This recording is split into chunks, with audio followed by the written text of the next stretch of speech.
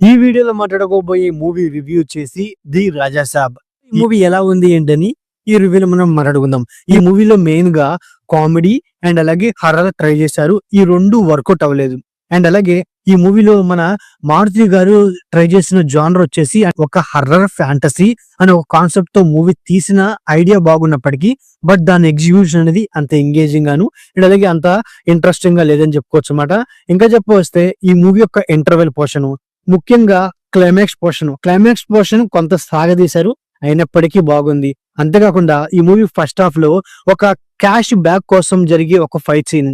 ఇంకా చెప్పొస్తే ఈ మూవీలో ప్రభాస్ గారి యాక్టింగ్, ప్రభాస్ గారి లుక్, ముఖ్యంగా ప్రభాస్ గారు క్లైమాక్స్ లో కొన్ని ఎమోషన్ సీన్స్ లో తన యాక్టింగ్ అనేది చాలా బాగుందన్నమాట. అండ్ అలాగే ఈ మూవీలో యాక్టర్స్ పర్ఫార్మెన్స్ కూడా బాగుంది.